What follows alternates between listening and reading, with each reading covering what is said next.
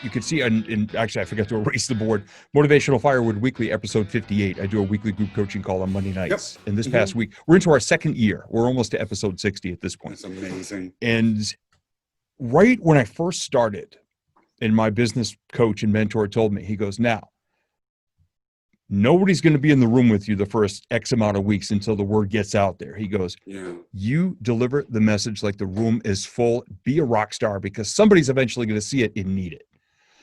And when we hit episode 40, he goes, hey, bro, congratulations, episode 40. Okay, now I can tell you this. Most people don't make it past episode 3. If the room is up 3 weeks in a row, they bail. Or if there's some sort of, thing, if they're not seeing the results right away, they bail and they fail. And I heard a podcast interview the other day, a podcasting expert saying most podcasts don't make it past episode number 5. So by the fact that you started in as the opening credits were rolling on the pandemic feature film, you didn't bail and go to the bathroom or the snack or just go home and wait for a better movie to come out. You just kept going with it. And now you've got this. I mean, that's how we're connected. Because if you hadn't stayed in that track, you and I wouldn't have been introduced by this amazing network of people. And here we are still doing it every single week. Absolutely. We are. Yeah. It's funny, that concept of really enduring through even when no one's there, how important that is. So a few years ago, I decided that I wanted to join a Toastmasters group because I feel like my speaking ability is such that it's good enough that I never get feedback from people, and I needed to get feedback.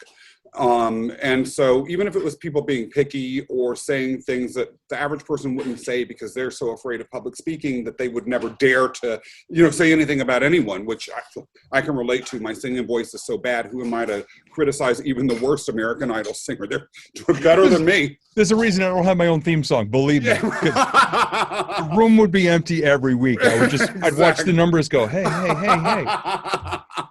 Right. Thank you. Yep. I can relate, okay?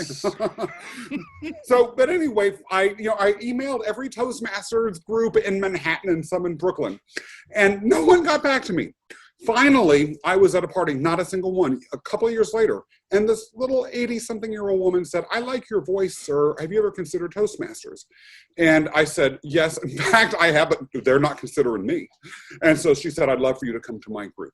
And it was in Roosevelt Island, which for anyone listening is a small island between Manhattan and Queens. It's mostly residential. It used to house a lot of rehab hospitals. It's a little bit of an obscure location. But I was like, okay, this is the Toastmasters group that that has given me some interest, so I'll go. And I joined. The average age of this group was, and I mean this seriously, the average age was quickly moving towards over 70. And some of the members were passing away, and there would be meetings where there were just, maybe 3 or 4 people. And so they asked me at one point if I would be, after I was there for a while, if I would take over as the president, which I happily did and considered it a huge honor. And I developed a vision for this Toastmasters group. And gradually, like you said, that 1 or 2 people who believed in my vision and saw the value became 3 or 4. And then it became 5 or 6. And, probably 7 or 8 months later, then suddenly it turned. All of a sudden, we were getting new members week after week after week. And explosive.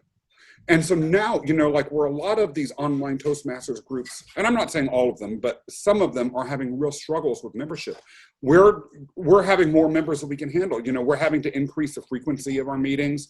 The people are engaged. We have a group of committed officers. The people feel supported there. They feel loved. And if you create that special place and it's coming from the heart and you are within the stream that you need to be in, I've learned a powerful lesson from that. It is sort of like what you're talking about with the podcast or everything. I did not realize most podcasts never last past 5 episodes. That's inconceivable to me, to put your sort of self out there like that and then to quit is not who I am, although I can feel and empathize with that discouragement from that Toastmasters experience. But boy, yeah, sticking it through, believing in your message, understanding what you just said, Steve. The right people will find you.